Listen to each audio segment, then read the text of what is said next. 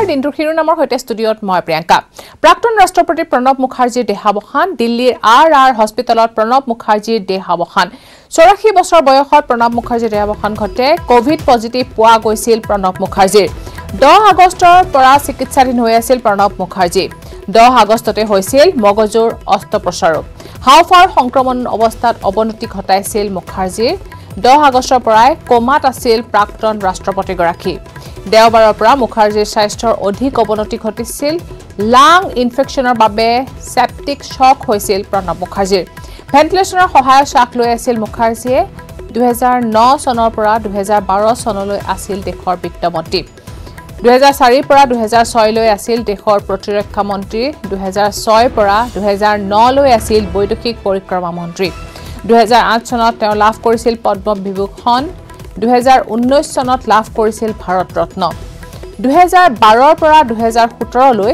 আছিল দেশৰ ৰাষ্ট্ৰপতি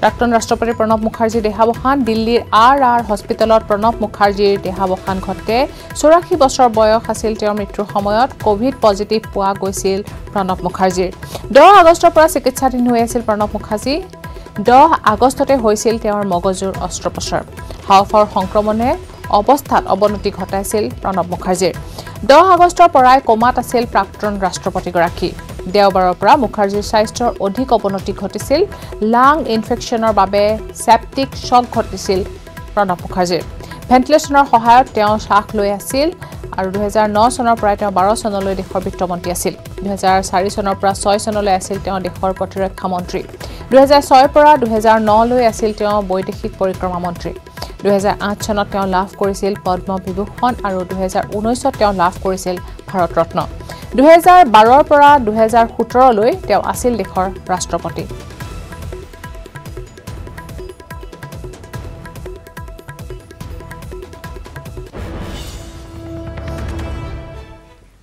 ব্ৰেকিং নিউজ 2021 বৰ্ষৰ মেট্ৰিক পৰীক্ষাৰ্থীৰ বাবে হ্ৰাস পাব সিলেবাস এবাৰ 30% সিলেবাস হ্ৰাসৰ সিদ্ধান্ত লৈছে সেবাই কৰোনা ভাইৰাছৰ আতংকৰ বাবে এবাৰ পাঠ্যক্ৰম সঠিকভাৱে আগবঢ়াই নিব পৰা নাই সেভাৰ অধীনস্থ বিদ্যালয়সমূহে যাৰ বাবে সিলেবাস 30% হ্ৰাসৰ সিদ্ধান্ত লৈছে সেবা কৰ্তৃপক্ষই একেদৰে নৱম শ্ৰেণীৰ শিক্ষাৰ্থীসকলৰ বাবেও 30% সিলেবাস হ্ৰাস কৰাৰ সিদ্ধান্ত লৈছে সেবাই নিউজ 18ক এই কথা জনালে সেবাৰ অধ্যক্ষ ৰমেশ চন্দ্ৰ জৈনে কাইলৰ পৰা প্ৰতিখন বিদ্যালয়ৰ শিক্ষকে পিডিএফ ফাইলৰ জৰিয়তে লাভ কৰিব ৰিভাইজ সিলেবাস निर्देश आइसे जे प्राय 21 तारिखर पर इनफर्मल क्लास हलेও क्लास 9 ৰ পৰা 12 চলিব এইকাৰণে আমি এটা সিদ্ধান্ত লৈছো বোৰ্ড অফ সেকেন্ডাৰী এডুকেশন আমাৰ সেবাৰ ফলৰ পৰা যে যেটো আমাৰ পাঠ্যক্ৰম আছে তাৰ প্ৰায় সকলো সাবজেক্টৰে প্ৰায় 30% আমি কমাই দিব বিচাৰিছো আৰু হেইমতে আমাৰ গোটেই নতুন যেটো আমাৰ সিলেবাস আছে আমি তৈয়াৰ কৰিছো অহাকালি আমি হেই নতুন যেটো আমি কোৰ্স কাৰিকুলাম বনাইছো 30% হ্ৰাস কৰি এই কাৰিকুলামটো আমি সকলো বিদ্যালয়লৈকে পিডিএফৰ ফৰমেটত পঠিয়াই দিম আৰু লগতে আমি হেই যেটো নতুন সিলেবাস আছে এটো আমাৰ সেবাৰ ওয়েবসাইট আছে www.sebaonline.org এটো অহাকালি আমি লগাই দিম যাতে সকলো ছাত্ৰ ছাত্ৰী শিক্ষাগুৰু সকলে এই কোৰ্স কাৰিকুলাম পাই যাব আৰু তে শিক্ষাগুৰু সকলে বা ছাত্ৰ সকলে নিজকে 2021 চনৰ আমাৰ চূড়ান্ত পৰীক্ষা যেটো হ'ব হাই স্কুল শিক্ষান্ত পৰীক্ষা তাৰ বাবে সেই সিলেবাস মতে নিজকে হাজু কৰিব বুলি মই অনুৰোধ জনালো সকলোকে অসম বিধানসভাত কেতিয়াও নেদেখা পৰিবেশ মাত্ৰ 50% বিধায়কৰ উপস্থিতিত আজিৰে পৰা আৰম্ভ হ'ল বিধানসভা গ্ৰীষ্মকালীন অধিৱেশন ইপিনে অধিৱেশনৰ প্ৰথম দিনাই সদনৰ বাহিৰে ভিতৰে প্ৰতিবাদ বিৰোধীৰ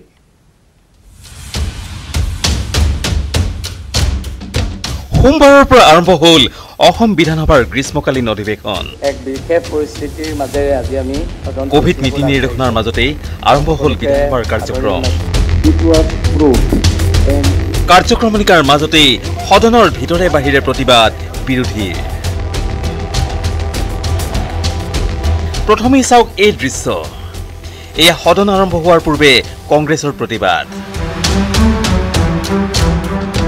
ৰাষ্ট্ৰীয় নাগৰিকপঞ্জী প্ৰকাশৰ পিছতো কোনো আইনী পদক্ষেপ নোলোৱাৰ বাবে প্ৰতিবাদত বহিল কংগ্ৰেছ দল 2019 31 আগষ্ট আমাৰ এনআৰসি পূৰ্ণাংগ লিষ্টটো ওলাইছিল তাৰ পিছতে আজিলৈ 1 বছৰ হ'ল এই এনআৰসি ষ্টেটাছটো কি আমাৰ মুখ্যমন্ত্ৰী ডাঙৰীয়া ফাৰ্ষ্ট ভিজিট লৈ গ'ল আৰু এনআৰসি অফিচত ক'লে 100 দিনৰ ভিতৰত কৰিব আৰু এতিয়া চন্দ্ৰমোহন পাটোৱাৰী ডাঙৰীয়া ক'লে যে নাই আমিতো এইটো একচেপ্ট কৰা নাই আজিৰ পৰা নটিফিকেশ্যন ওলোৱা নাই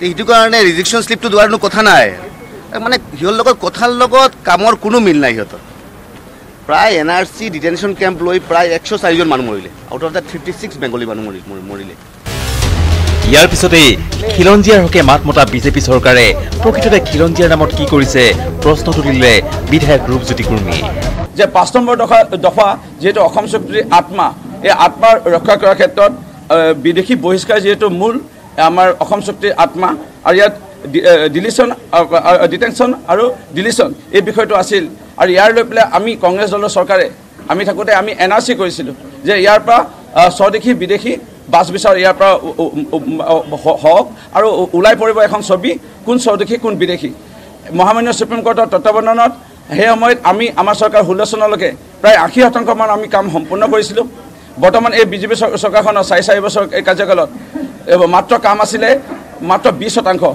তেনেস্থলত আজি দেখা গ'ল যে এনআৰচি এবছৰ আগতে বা প্ৰায় মূল যিটো ড্ৰাফট খচৰা ইতিমধ্যে প্ৰকাশ কৰাৰ পিছত সম্পূৰ্ণ চূড়ান্ত তালিকাখন এতিয়াও এবছৰ ধৰি বৰ্তমান বিজেপি কেন্দ্ৰীয় ৰাজ্য চৰকাৰখনে প্ৰকাশ কৰিব পৰা নাই মহামাৰী কোভিড-19ক লৈ আলোচনা বিচাৰি সভাস্থগিত প্ৰস্তাৱ আনিছিল কংগ্ৰেছ এআইডিএফে অধ্যক্ষই সভাস্থগিত প্ৰস্তাৱ অগ্ৰাহ্য কৰাৰ লগে লগে বিৰোধী কংগ্ৰেছ এআইডিএফে ত্যাগ কৰে সদন এইবাৰ অধিৱেশনৰ সময়ত সদনৰ মজিয়াত উপস্থিত থাকিল 50% প্ৰতিনিধি আনহাতে এইবাৰ অধিৱেশনত দাখিল হ'ব 20খনৰো অধিক বিধেয়ক bureau report news 18 Assam north east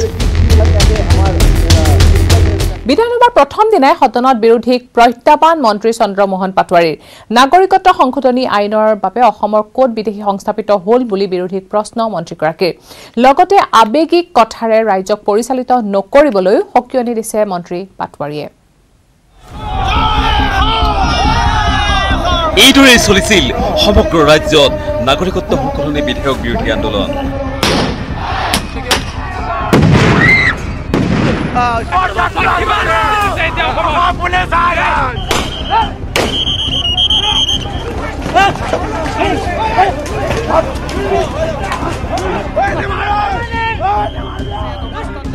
ৰাইজৰ প্ৰতিবাদক আওকাণ কৰি বিজেপি নেতৃত্বাধীন চৰকাৰখনে গৃহীত কৰিছিল উভয় সদনতেই নাগৰিকত্ব সংশোধনী বিধেয়কখন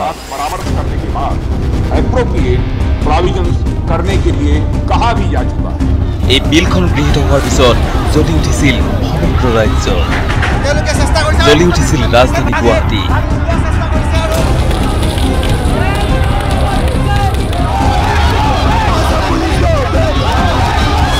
শ্বহীদ হৈছিল 5 যুৱক কিন্তু কাৰ প্ৰসংগ টানি আনি অসম বিধানসভাৰ মজিয়াত বিৰোধী কংগ্ৰেছ আৰু এআইডিএফক এজাউৰি দিলে জ্যেষ্ঠ মন্ত্ৰী চন্দ্ৰমোহন পাটোৱাৰীয়ে মই এটা কথা দৃঢ়তাৰে কওঁ বহুত মানুহে এই কাৰ কথাটো লৈ পেলাই এনেকুৱা কৰিছে লাখ লাখ হিন্দু বাংলাদেশী আনে ইয়াত বহুৱালোঁ আৰু যাৰ কাৰণে আমাৰ অসমীয়া খিলঞ্জীয়াৰ ভেটি মাটি চব খতম হৈ গ'ল কিন্তু মই অধ্যক্ষ ডাঙৰীয়া মই আজি দৃঢ়তাৰে ইয়াত কম দৃঢ়তাৰে আজি এই কাৰ পাত মানে যেতিয়া হ'ল তাৰ পিছৰ পৰা অসমৰ 26,000 গাঁৱত এখন গাঁৱত এজন মানুহে কওক যে বাংলাদেশৰ পৰা কিমান বাংলাদেশী হিন্দু আমি অসমত গোৱাইছোঁ কওক যদি ক'ব পাৰে যদি ক'ব পাৰে 26,000 গাঁৱৰ কথা ক'লোঁ এখন কথা কোৱা নাই কওক যদি কোনোবাই পাৰে মন্ত্ৰী পাটোৱাৰীয়ে বিৰোধী কংগ্ৰেছ এআইডিএফৰ বিৰুদ্ধে আবেগিক কথাৰে ৰাইজক পৰিচিত কৰিছিল বুলি অভিযোগ তোলে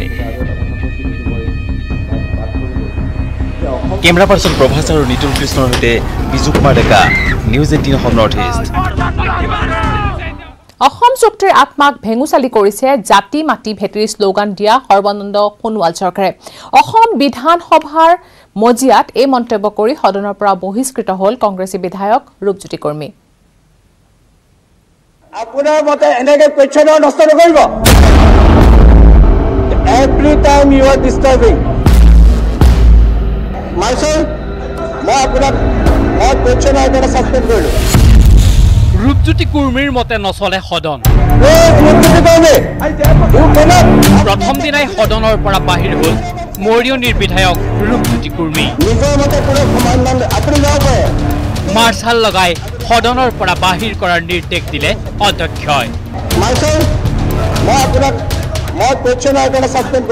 প্ৰশ্নকালীন ঘণ্টাৰ বাবে সদনৰ পৰা নিলম্বিত হ'ল ৰূপজ্যোতি কুৰ্মী প্ৰশ্নোত্তৰ কালত সদন উত্তাল কৰি তুলিছিল ৰূপজ্যোতি কুৰ্মীয়ে অধ্যক্ষৰ কোনো নিৰ্দেশ নামানি মন্ত্ৰীক উপৰ্যুপৰি প্ৰশ্ন কৰিছিল মৰিয়নিৰ বিধায়কগৰাকীয়ে অধ্যক্ষই বাৰে বাৰে নিৰ্দেশ দিয়াৰ পিছতো ৰূপজ্যোতি কুৰ্মীয়ে নিৰ্দেশ নমনাত নিলম্বন কৰিবলৈ বাধ্য হ'ল অধ্যক্ষ আপোনাৰ মতে এনেকৈ কোৱেশ্যনৰ নষ্ট নকৰিব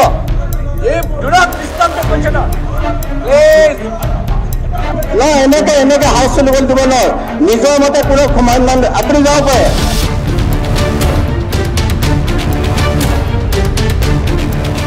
অসম চুক্তিক লৈ এনেদৰেই প্ৰথম দিনাই অসম বিধানসভাৰ মজিয়াত সূচনা হ'ল হুলস্থুলীয়া পৰিৱেশৰ সদনৰ প্ৰশ্নকালীন ঘণ্টাত মৌখিক প্ৰশ্নৰ ছাপ্লিমেণ্টাৰী প্ৰশ্নকালত কংগ্ৰেছী বিধায়ক ৰূপজ্যোতি কুৰ্মীৰ প্ৰশ্ন ৫ নং দফা অসম চুক্তিৰ আত্মা এই আত্মাক ৰক্ষা নকৰাকৈ চৰকাৰে ৬ নম্বৰ দফা কাৰ্যকৰী কৰিবলৈ কমিটি গঠন কৰিছিল কিন্তু অৱসৰপ্ৰাপ্ত ন্যায়াধীশ বিপ্লৱ শৰ্মাৰ কমিটিৰ প্ৰতিবেদনকে গ্ৰহণ নকৰিলে কেন্দ্ৰীয় গৃহমন্ত্ৰীয়ে ক্লজ 5টোৱে ৰূপায়ণ নকৰি আকৌ ক্লজ 6 কমিটি কিহৰ কাৰণে গঠন কৰিব লগা হ'ল আৰু কিহৰ কাৰণে জইণ্ট ছেক্ৰেটাৰী সত্যেন্দ্ৰ গাৰ্গ ডাঙৰীয়াৰ এই মেম্বাৰ ছেক্ৰেটাৰী হিচাপে এই ৰিপৰ্টখনত চহী তেওঁৰ পৰা লোৱা নহ'ল বা তেওঁ কোনো এখন সভাত উপস্থিত নথকাৰ কথা আমি কেলে জানিব পাৰিলোঁ অৰ্থাৎ চৰকাৰৰ স্থিতি কি আমি জানিব বিচাৰিছোঁ যে অসম চুক্তি ৰূপায়ণৰ ক্ষেত্ৰত সৰ্বানন্দ সোণোৱাল ডাঙৰীয়াৰ নেতৃত্বত ই চৰকাৰ গঠন হৈছে গতিকে আমি অসম চুক্তি আখৰে আখৰে পালন কৰাৰ কাৰণে আমি প্ৰতিশ্ৰুতিবদ্ধ আৰু আমি ইতিমধ্যে কাম আমি আৰম্ভ কৰিছোঁ ৰূপজ্যোতি কুৰ্মীৰ এই প্ৰশ্নৰ উত্তৰ দিয়ে সংসদীয় পৰিক্ৰমা দপ্তৰৰ মন্ত্ৰী চন্দ্ৰমোহন পাটোৱাৰীয়ে আত্মা মানে আপুনি শুনি লওক কাৰণ কিয় জানে কাৰণ এই চুক্তি যিখন হৈছিল আন্দোলন যিটো হৈছিল মহন্ত ডাঙৰীয়া মই আমি সন্মুখৰ পৰা নেতৃত্ব দিছোঁ নহয় আন্দোলনটো মহন্ত ডাঙৰীয়া স্বাক্ষৰ কৰিছে নহয় গতিকে আত্মাৰ কথাটো এতিয়া আত্মাৰ কথাটো আপোনাৰ পৰা শুনিবলৈ অলপ বেয়া পাম কাৰণ 855 জন শ্বহীদ হৈছে নহয় গতিকে আত্মাৰ কথা নক'ব আমি মই কৈ আছোঁ হয় হয় না বহুত হৈছে নগেন শৰ্মাৰ মন্ত্ৰীও মৃত্যু মিনিষ্টাৰ আপুনি স্পেচিফিক উত্তৰটো দি দিয়ক আৰু নালাগে নালাগে ঠিক আছে আপুনি স্পেচিফিক উত্তৰ দিব গভীৰ শোক প্ৰকাশ কৰিছোঁ মানৱেন্দ্ৰ শৰ্মাৰ মৃত্যু হৈছে আমাৰ মন্ত্ৰী নগেন প্লিজ হ'ব মোৰ তলৰ ভাইটিৰো মৃত্যু হৈছে গতিকে এইবিলাক কথা বহুত আছে সেইবিলাক বাদ দিয়ক সেইবিলাক ঠিক আছে যাব কিন্তু মন্ত্ৰী পাটোৱাৰীৰ উত্তৰত সন্তুষ্ট নহ'ল বিধায়ক ৰূপজ্যোতি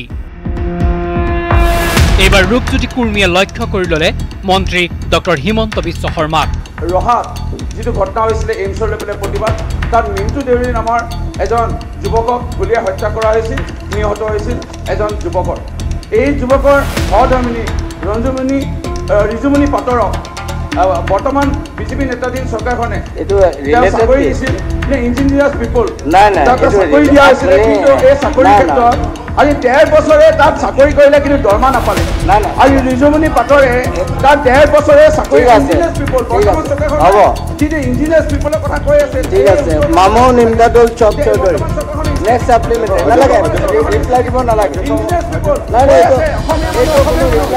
অসমীয়া বোৱাৰী এগৰাকী 13 বছৰ বিধৱাৰূপে চাকৰি কৰিলে nothing will go on record nothing will go on record nothing will go on record please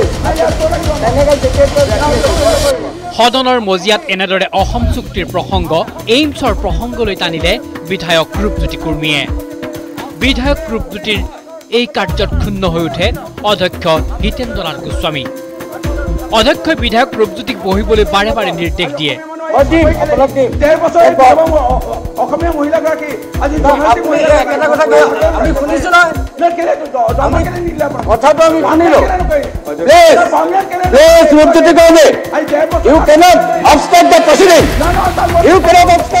কিন্তু নিজৰ মতত অলৰচৰ ৰূপজ্যোতি নিৰন্তৰ নিজৰ কথা কৈ যোৱাত অধ্যক্ষই মাৰ্শাল লগাই সদনৰ পৰা বাহিৰ কৰে কংগ্ৰেছী বিধায়ক ৰূপজ্যোতি কুৰ্মীক মই যদি হাই চব লাগে মই হাই চম এতিয়া নাই নাথিং এনেকৈ হাই চলাবলৈ মই দিব নোৱাৰো মই মাৰ্শাল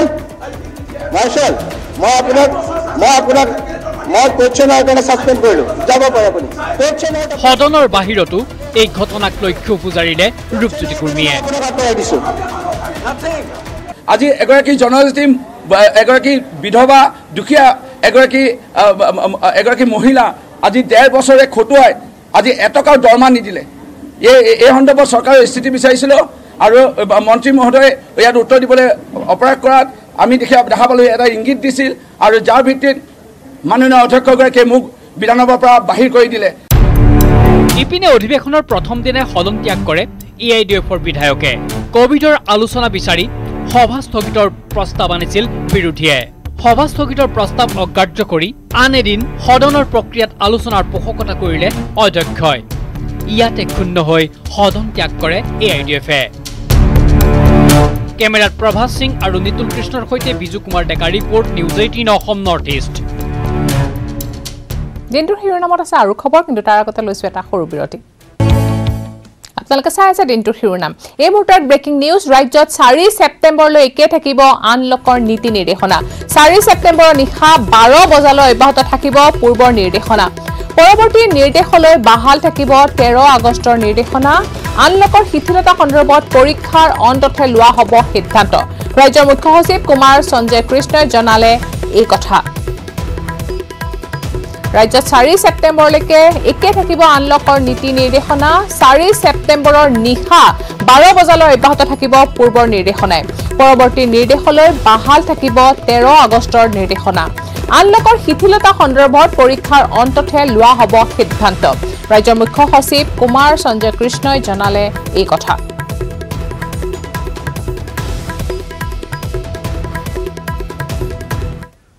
পৰৱৰ্তী বাতৰি অসম বিধানসভাত পুনৰ প্ৰিয়ংকা চোপ্ৰাক লৈ চৰ্চা সাহসীয় দলৰ দিছপুৰৰ বিধায়ক অতুল বৰাই উত্থাপন কৰিলে প্ৰিয়ংকা চোপ্ৰা আৰু প্ৰিয়ংকা ভৰালীৰ প্ৰসংগ কিন্তু কিয় চাওঁ আহক প্ৰিয়ংকা চোপ্ৰা বনাম প্ৰিয়ংকা ভৰালী হঠাৎ বিধানসভাত এন্ট্ৰি প্ৰিয়ংকা চোপ্ৰা আৰু প্ৰিয়ংকা ভৰালীৰ ইয়াৰ পূৰ্বেও বিধানসভাত বলিউডৰ মহামহী অভিনেত্ৰী প্ৰিয়ংকা চোপ্ৰাক লৈ চলিছিল চৰ্চা দেশী গাৰ্ল প্ৰিয়ংকা চোপ্ৰাক পৰ্যটন বিভাগৰ ব্ৰেণ্ড এম্বেচাডৰ নিযুক্তি দিয়াক লৈ বহু বিধায়কে তুলিছিল প্ৰশ্ন পূৰ্বে বিৰোধী বিধায়কে প্ৰশ্ন তুলিছিল অসম পৰ্যটনৰ ব্ৰেণ্ড এম্বেচাডৰ প্ৰিয়ংকা চোপ্ৰাক লৈ এইবাৰৰ কথা পিছে সুকীয়া এইবাৰ আকৌ খুদ সাহসীয় দলৰ দিছপুৰৰ বিধায়ক অতুল বৰাই লৈ আহিল প্ৰিয়ংকা চোপ্ৰা আৰু প্ৰিয়ংকা ভৰালী অতুল বৰাৰ প্ৰশ্ন প্ৰিয়ংকা চোপ্ৰাৰ অৰ্হতা কি অসম সম্পৰ্কে কি জ্ঞান আছে প্ৰিয়ংকা চোপ্ৰাৰ কিয় প্ৰিয়ংকা চোপ্ৰাৰ ঠাইত নিযুক্তি দিয়া নহল প্ৰিয়ংকা ভৰালী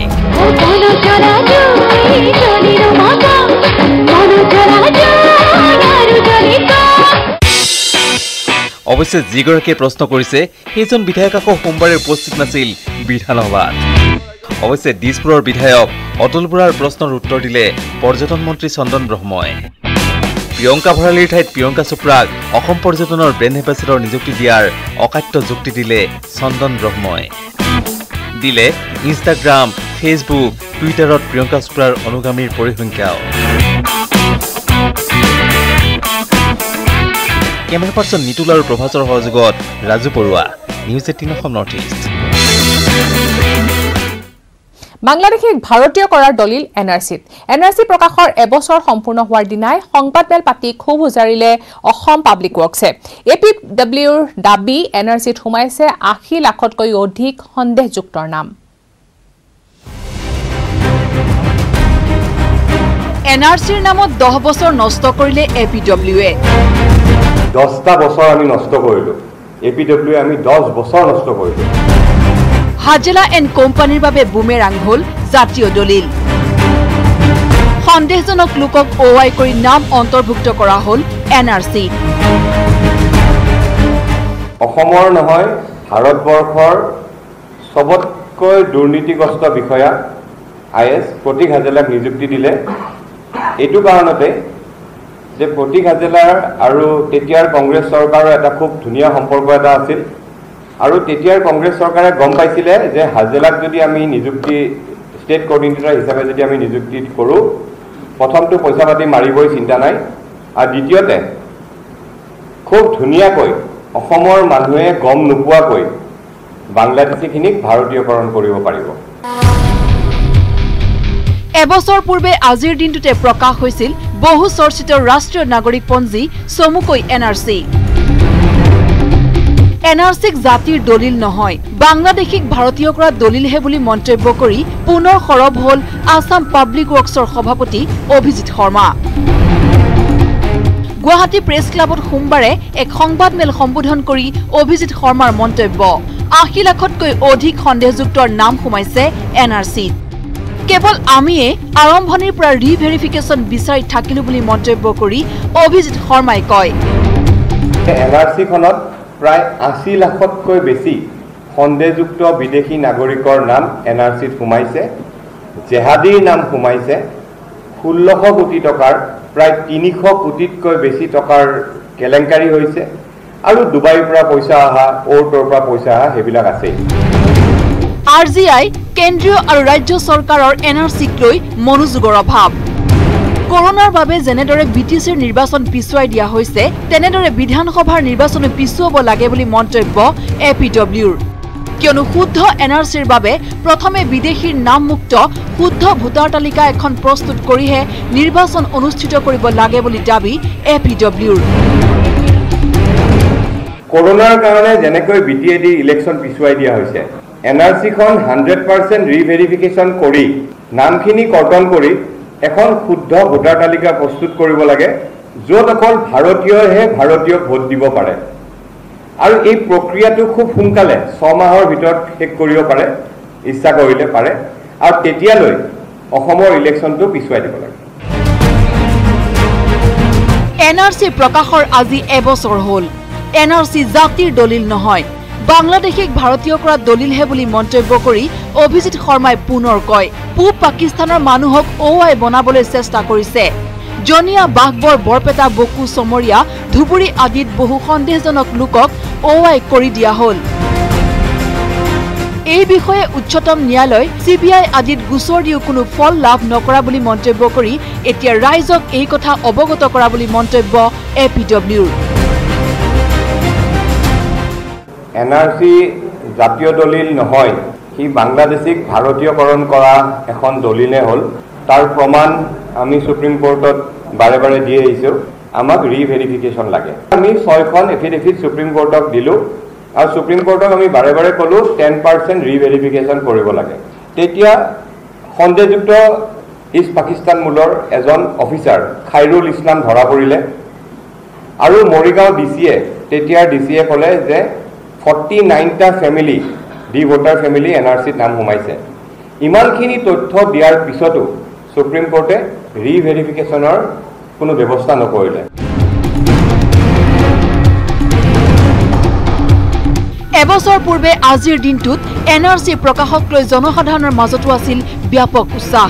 NRCৰ বাবে নথি বিচাৰি একাংশই পৰা হাৰাশাস্তিৰ কথাও আছে সকলোৰে মনত। কিন্তু এবছৰ পিছতো NRCক লৈ দূৰ নহল প্ৰশ্নচিহ্নসমূহ।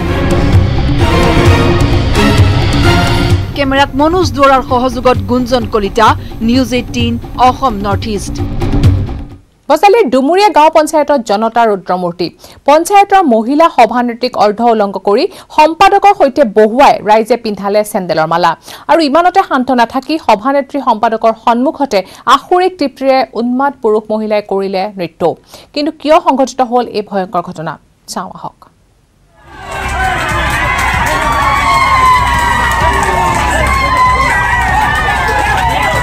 যেন আবতৰীয়া উৎসৱ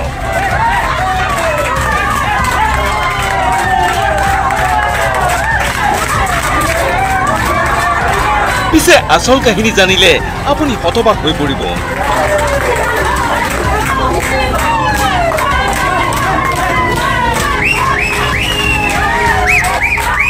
এগৰাকী মহিলাক এজন পুৰুষৰ সৈতে বহাই গাৰ কানি কাপোৰ টানি আজৰি এই পৈশাচিক আনন্দ এদল মহিলা।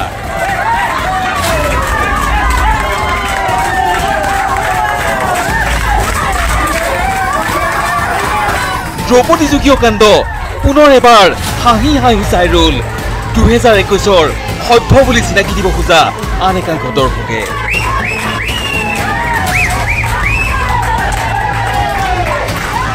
এই অমানৱীয় নিৰ্যাতন চলিল বজালিৰ দুপৰীয়া গাঁও পঞ্চায়তত।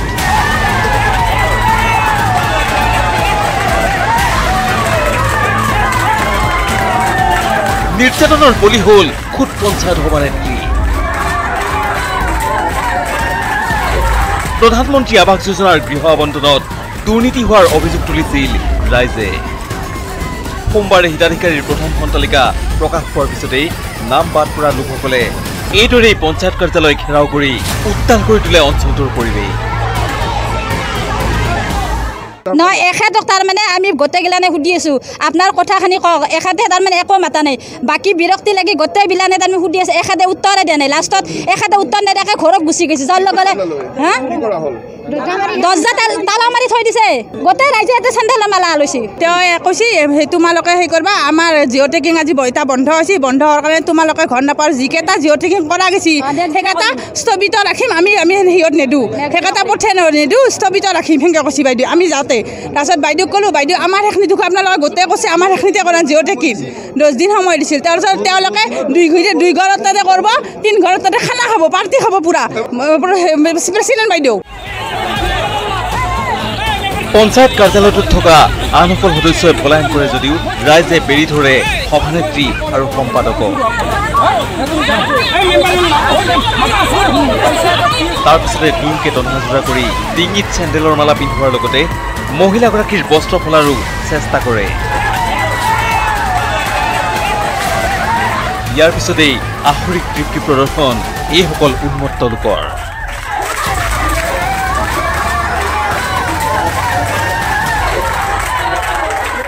তেওঁলোকে কিছুমান উজুহাত দেখুৱাইছে যে আজি আমাৰ সময় নাই, কালি আমাৰ সময় নাই, সেনেকৈ উজুহাত দেখুৱাইছে। আৰু যিহেতু জিঅ' টেকিং কৰোঁতে পঞ্চায়তৰ ৱাৰ্ড মেম্বাৰটো থাকিব লাগে, গাঁওখনত ৱাৰ্ড মেম্বাৰটো থাকিব লাগে। ৱাৰ্ড মেম্বাৰ নাথাকে, উত্তেজনা ৰাইজে তাৰমানে নোপোৱাৰ বেদনাত তেওঁলোকে তাৰমানে যায় এইবিলাক তিৰস্কাৰ কৰে। তিৰস্কাৰ কৰা ধৰাৰ লগে লগে প্ৰেচিডেণ্টে যায় তেওঁৰ মানুহজন ৰাইজ। উত্তেজিত ৰাইজে কাৰ্যালয়টোৰ চকীমেজ, নথিপত্ৰ, লেপটপসহ সমূহ আচবাব ভাঙি দলিয়াই পেলায়। এই ঘটনাৰ বিষয়ে অৱগত হোৱাৰ পিছতেই আৰক্ষী আহি উদ্ধাৰ কৰেহি মহিলা সভানেত্ৰী আৰু সম্পাদকগৰাকী। ইফালে পৰিস্থিতি নিয়ন্ত্ৰণ কৰিবলৈ প্ৰশাসনে মোতায়েন কৰে CRPF বাহিনী। পাঠশালাৰ পৰা Dhruv Kumar Talukdar, news 18 Assam north east. কৃষকৰ ৰূপত এগৰাকী অধ্যাপক নিজস্ব উদ্ভাৱনী চিন্তাৰে সাজি উলিয়ালে সহজতে ভূঁই ৰুব পৰা বিজ্ঞানসন্মত এটা বিশেষ আহিলা। কিন্তু কোন এগৰাকী কৃষকৰূপী অধ্যাপক? দেখাত সহজ সাধাৰণ এটা মেচিন, কেইডালমান প্লাষ্টিকৰ পাইপ আৰু পাইপ সংলগ্ন এটা ফ্ৰেমেৰে পথাৰত ভূঁই ৰোৱাৰ চেষ্টা এইজন ব্যক্তিৰ। দৰং মহাবিদ্যালয়ৰ ইতিহাস বিভাগৰ সহযোগী তথা মুৰব্বী অধ্যাপক হৰেন্দ্ৰনাথ মৰাঙে নিজস্ব উদ্ভাৱনী চিন্তাৰে সাজি উলিয়াইছে সহজতে ভূঁই ৰুব পৰা বিজ্ঞানসন্মত এই বিশেষ আহিলা।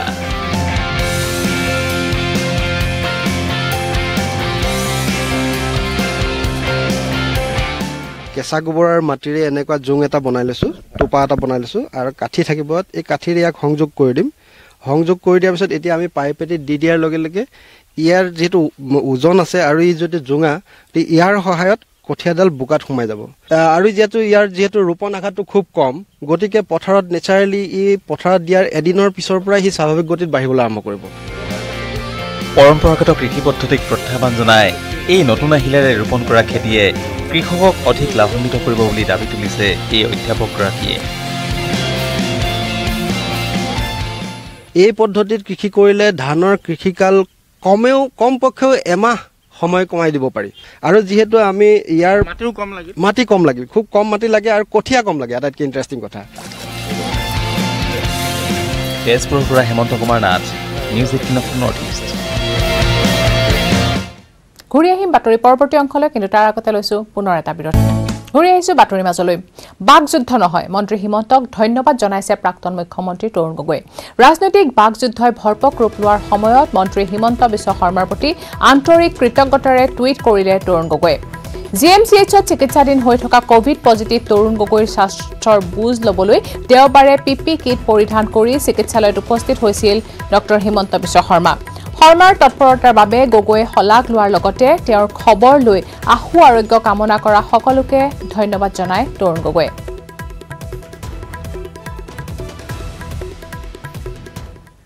30 জুলাইত বিশ্বনাথৰ চকীঘাট লালুটাপু আৰু মকুৱা চাপৰিত সংঘটিত হৈছিল এক ভয়ংকৰ ঘটনা চতিয়া সমষ্টিৰ বিধায়ক পদ্ম হাজৰিকাৰ নেতৃত্বত সন্দেহযুক্ত লোকৰ বিৰুদ্ধে চলা উচ্ছেদ অভিযানৰ সময়ত হাতত AK-47 লৈ উচ্ছেদিত অঞ্চললৈ গৈছিল চতিয়াৰ বিধায়কগৰাকী যি বিষয়ে সোমবাৰে লালুটাপু আৰু মকুৱা চাপৰি জনপ্ৰতিনিধিৰ হাতত বন্দুক কিয়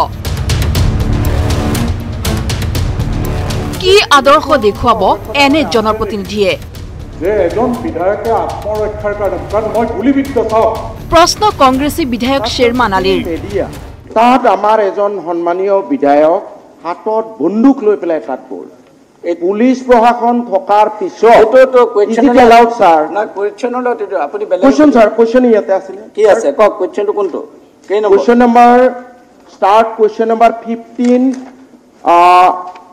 15B. Is it true that Honorable MLA of Sotia LSC evicted the people there with firearms? উত্তৰ কি দিলে উত্তৰ এই বিষয়ে সাইলেন্ট 30 জুলাইত বিশ্বনাথ জিলাৰ চকীঘাট লালেটাপু আৰু মুকুৱা চাপৰিত সন্দেহযুক্ত নাগৰিকৰ বিৰুদ্ধে চলিছিল উচ্ছেদ অভিযান উচ্ছেদ অভিযানৰ সময়ত সন্দেহযুক্ত নাগৰিকৰ আক্ৰমণৰ বলি হৈছিল আৰক্ষী তথা প্ৰশাসনৰ লোক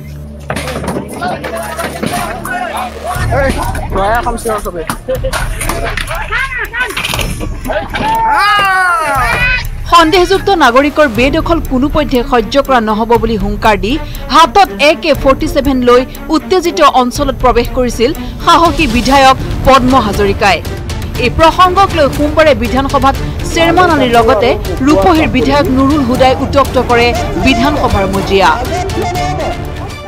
2007 চনৰ 13 ডিসেম্বৰত মোৰ গাত গুলিবিদ্ধ গ্ৰেনেডৰ আক্ৰমণ হৈছিল এতিয়াও AK-47 গুলি এটা গাত আছে মোৰ নিৰাপত্তাৰ কাৰণে চৰকাৰ অনুজ্ঞাপত্ৰ থকা মানে লাইসেন্স থকা আৰ্মছ দিছে এতিয়া সেইদিনা যেটো ঘটনা সংঘটিত হৈছিল চকীঘাটত লালেটাপুত তাত সাৰ্কুল অফিচাৰ আৰক্ষী বিষয়া আক্ৰমণ কৰিছে তেজপুৰৰ পৰা পুলিচ গৈ পাওঁতে লাগিব 40 মিনিট মই ঘৰৰ পৰা সেইখিনি গাঁৱত গৈ পাওঁতে লাগে 15 মিনিট খিলঞ্জীয়া ল'ৰাক 12 জনক আক্ৰমণ কৰিছে মই তাত তেওঁলোকক যেতিয়া খবৰ ল'বলৈ তেওঁলোকৰ ৰক্ষাৰ কাৰণে যেতিয়া মই তাত হাজিৰ হ'ম মই কৈছো যে মই হাতত ধৰ্মপুতি লৈ যাম নেকি মোৰ অনুজ্ঞাপত্ৰ থকা মই বন্দুক লৈ তাত হাজিৰ হৈছো হয় সেইটো মই অপৰাধ বুলি নাভাবো আৰু মই সেই অঞ্চলে কাকো ভাবুকি দিয়া নাই কাকো ধমকি দিয়া নাই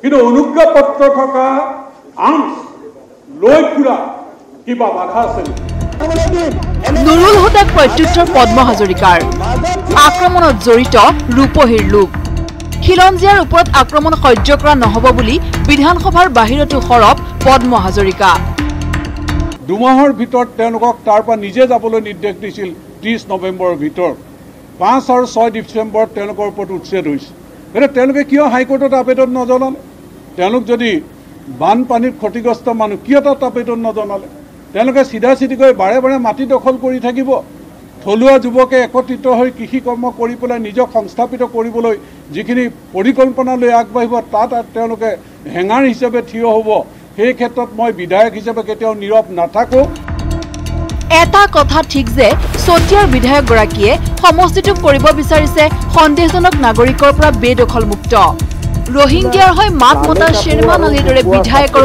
অভিযোগক যে ডেমকে আৰু পদ্ম হাজৰিকাই কেৰেপ নকৰে সেয়া বিধায়ক হাজৰিকাৰ বডি লেংগুৱেজতে স্পষ্ট কেমেৰাত প্ৰভাস আৰু নিতুলৰ সহযোগত Raju Baruah news 18 Assam north east কোভিডৰ নামত শাসকীয় দলে ৰাজ্যবাসীৰ ওপৰত চলাইছে লুটপাট এই অভিযোগ বিৰোধীৰ বিধানসভা অধিৱেশনৰ প্ৰথমটো দিনতে শাসকীয় দলৰ বিৰুদ্ধে এনে বহু অভিযোগ আনে বিৰোধী কংগ্ৰেছৰ বিধায়কে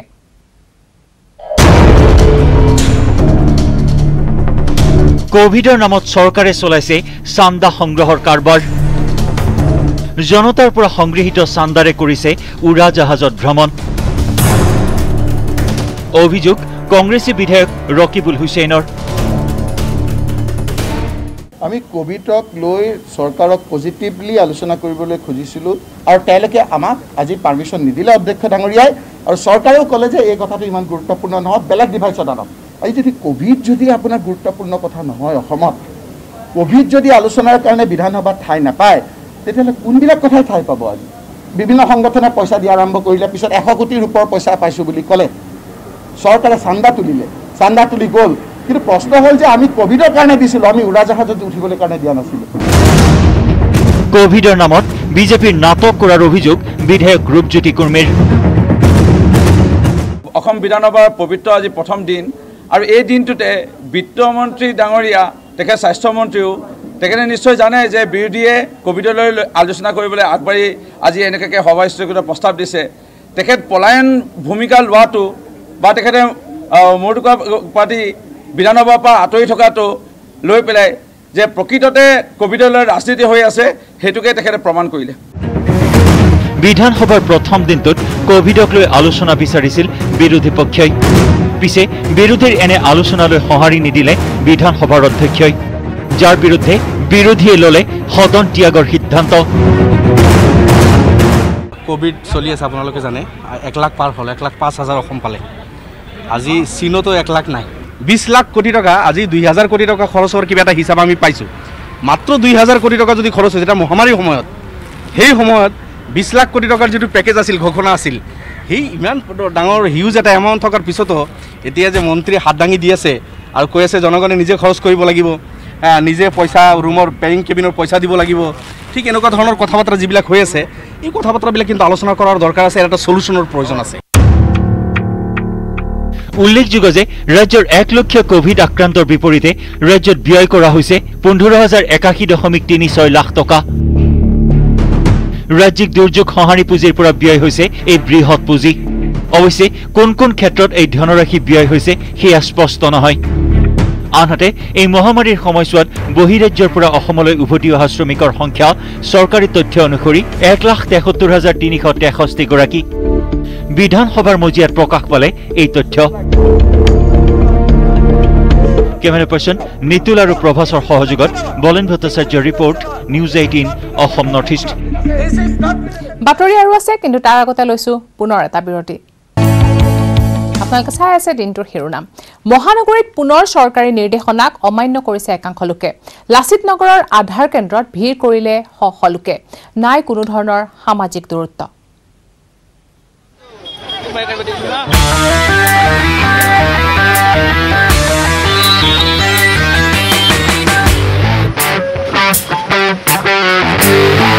সোমবাৰ মহানগৰীৰ লাচিত নগৰ শাৰী পাতি থিয় হৈছে শ লোক মুখত একোখনকৈ মাস্ক আছে পিছে সামাজিক দূৰত্ব শূন্য এওঁলোক কেতিয়াৰ পৰা এনেদৰে শাৰী পাতি আছে জানেনে আমি ৰাতি 4-5 বজাতে আহি ছোৱালীক থৈ আহিছোঁ কেঁচুৱা ছোৱালী বকৰ পৰা আহিছোঁ ৰাতি 12টা বজাত আহিছোঁ 12টা বজাত আহি পেলাই মই বেছি নাই মিনিমাম 100জন মান আছিলে হা কোনোবাই যদি নিশা 12 বজাৰ পৰা কোনোবাই পুৱতি নিশা 3 বজাৰে পৰা শাৰীয়ে পাতি আছে লাচিত নগৰৰ আধাৰ কেন্দ্ৰৰ সন্মুখৰ দৃশ্যয়া সকলোকে লাগে আধাৰ কাৰ্ড নহলে নাপায় প্ৰধানমন্ত্ৰী আৱাস যোজনাৰ ঘৰ সেয়ে দহবন কাটি কৰি নিশাৰে পৰা পৰ দি আছে তেওঁলোক কোনোবাই হাজিৰা কৰিবলৈ নোযোৱাকৈ আহিছে কোনোবাই কোলাৰ কেঁচুৱা ঘৰত থৈ আহিছে কেইবাজনো মিলি গাড়ী ভাড়া কৰি আহিছে আধাৰ কাৰ্ড বনাবলৈ। বকো গোৰেশ্বৰ ছয়গাঁও বিভিন্ন স্থানৰ পৰা আহিছে শ লোক। শাৰী পাতিছে ঠিকেই, তাৰ মাজতে মহানগৰীত প্ৰতিদিনে প্ৰায় 500 লোক কৰোনা আক্ৰান্ত হোৱাৰ খবৰে চিন্তিত কৰিছে বহুজনক। গুৱাহাটীৰ পৰা এতিয়া গাঁৱলৈ বিয়পিব কৰোনা। গাঁৱলীয়া মানুহখিনিৰ হাতত মানে এতিয়া কৰোনা ভাইৰাছ নাই দিয়ে হা। এতিয়া মানে কি হয়, এতিয়া গুৱাহাটীলৈ আহিলে কৰোনা ভাইৰাছ মানে গাঁৱত লৈ যাব লাগিব। ৰাতি 12টা বজাৰ পৰা ৰখি আছো, 350কে গাড়ী ভাড়া আনছি। এতিয়া কৈছে কুপন নেদে, ঘৰা ঘূৰি যাব দিছে আমাক। মাজনিশাৰ পৰা শাৰী পাতি থাকোঁতেই ৰাতিপুৱাল। চোকা ৰ'দতো আধাৰ কাৰ্ডৰ আশাত বাট চাইছে সকলোৱে। তাৰ মাজতে আহিল খবৰ এটা, কুপন পোৱাসকলকহে দিয়া হ'ব আধাৰ কাৰ্ড। তাৰ পাছত যেনিবা কদুবাহত জুইহে লাগিল, ক্ষোভত ফাটি পৰিল সকলো।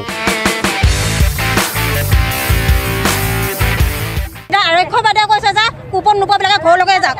3টা বজাতে উপস্থিত থাকিবলৈ আমি ঘৰত কিয় যাম? চৰকাৰে দিব নেকি আমাক 3000 টকা? গাড়ী ভাড়া দিয়া যদি দিয়ক, শুই যাম, আকৌ আহিম। অনলাইনবিলাকক ফিল আপ কৰিব যাওঁ, অনলাইন নকৰাবিলাকক এতিয়া আমিতো থিয় হৈ আছোঁ ৰ'দত। 3টা বজাত ল'ৰা ছোৱালী থৈ আহিছোঁ ঘৰত, ফোনৰ ওপৰত ফোন কৰি আছে, কান্দি আছে। সেয়া কি চৰকাৰে বুজি নাপায়? সিহঁতৰ কি মানৱীয়তা নাই? সিহঁতৰ ল'ৰা ছোৱালী নাই, সিহঁতে কি বুজি নাপায় নেকি? মাক দেউতাকৰ দুখ কষ্ট কি বুজি নাপায়? এই ৰ'দত থিয় হৈ আছোঁ কিহৰ কাৰণে? ৰাতি মানে 3টা বজাত আহি বহি আছোঁ, শাৰী পাতি দিছে, আমি শাৰীত আছোঁ। এতিয়া বৰ্তমান কৈ আছে যে অনলাইনত যিবিলাক কৰি আছে সেইবিলাক অনলাইনৰ বাহিৰেও মানে আপোনাৰ কুপন দি আছে। আমি অনলাইনত হাৰাশাস্তি ভুগি আছোঁ। খং চৰকাৰৰ ওপৰত। চৰকাৰী ঘৰটোৰ বাবে আধাৰ কাৰ্ডখননো কিয় লাগে? অফিচ বন্ধ হৈ খোলা হয়, সেইটো আমাৰ আপত্তি নাই। চৰকাৰে যিটো ৰুল কৰিছে কিয় ৰুল কৰিব লাগিব? আধাৰ কাৰ্ড নহ'লে ঘৰ নাপায়, সেইটো কেনেকুৱা চৰকাৰ নিয়ম? চৰকাৰে ক'ব নালাগে যে আধাৰ কাৰ্ড নহ'লেও অনলাইনত কিবা এটা কৰিব নালাগে। খং ক্ষোভ সকলোলৈ শাৰী পাতিছে তেওঁলোকে। কৰোনাৰ ভয় বাদ আধাৰ কাৰ্ড হেয়াৰ, কাৰণ আধাৰ কাৰ্ডৰ সৈতে জড়িত আছে চৰকাৰী আৱাস। মাজে মাজে পুলিচ আহে আৰু যায়, খেদিলেও মানুহ নাযায়। সামাজিক দূৰত্ব বান্ধি দিলেও সেইবোৰ মনাত নাই, কাৰণ চৰকাৰকে লাগে আধাৰ। কেমেৰা পাৰ্চন মনোজ দুৱৰাৰ সৈতে Gunjan Kalita, news 18 Assam north east. পুনৰ আৰম্ভ হ'ল গুৱাহাটী উত্তৰ গুৱাহাটী সংযোগী ৰোপৱে। সেয়া 6 দিনৰ মেৰামতিৰ অন্তত ৰাইজৰ বাবে মুকলি কৰি দিয়া হ'ল ৰোপৱে।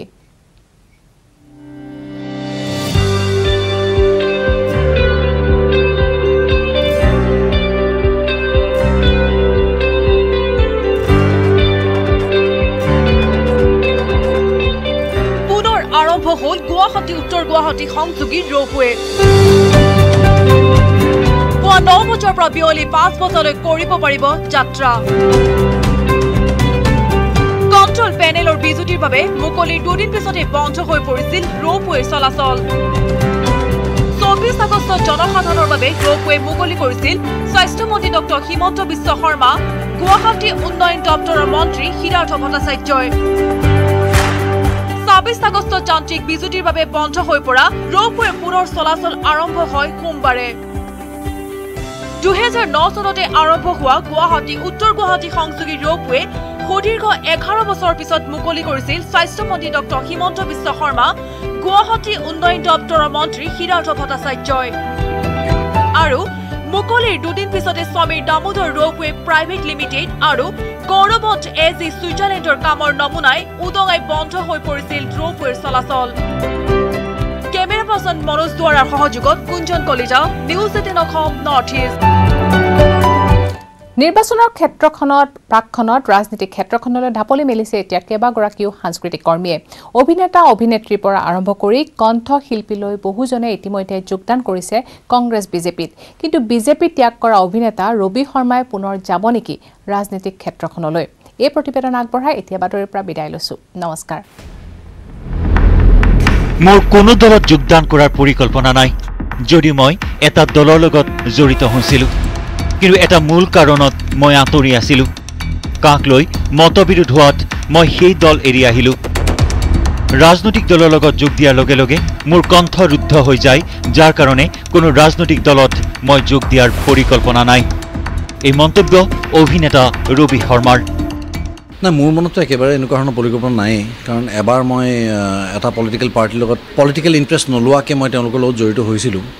মই দেখিলোঁ যে এই দুটা পেচা নিমিলে আচলতে। কাখন লৈ পেলাই তাৰ পৰা তেওঁলোকৰ পৰা আনুষ্ঠানিকভাৱে ওলাই আহিলোঁ। মই ফৰ্মেল ৰেজিগনেশ্যন দিলোঁ তেওঁলোকক কা আন্দোলনৰ সময়ত। এটা কথা মই বুজি পালোঁ যে পলিটিকেল লেভেলত ইনভলভমেণ্ট হোৱাৰ লগে লগে এজন সাংস্কৃতিক কৰ্মী অভিনেতা হিচাপে মোৰ কণ্ঠ ৰুদ্ধ হৈ যায়, কাৰণ মই তেওঁলোকৰ কথা মানি চলিব লাগিব, তেওঁলোকে যি কৰে তাকে শুদ্ধ বুলি ক'ব লাগিব। সেইটো মোৰ পক্ষত সম্ভৱ নহয়।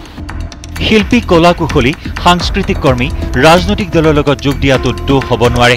কোনোবাই প্ৰতিবাদ কৰিবলগীয়া কোনো কথা নাই। এয়া প্ৰথম নহয় সাংস্কৃতিক ক্ষেত্ৰখনৰ পৰা ৰাজনীতিত যোগ দিয়া। কিন্তু কা আন্দোলনৰ গইনালৈ তেওঁলোকে ৰাজনীতিত যোগ দিয়াটো আৰু তেওঁলোকৰ এতিয়া হঠাৎ বিবেক ঘূৰি অহাক লৈ প্ৰশ্ন কৰিছে অভিনেতা ৰবি শৰ্মাই।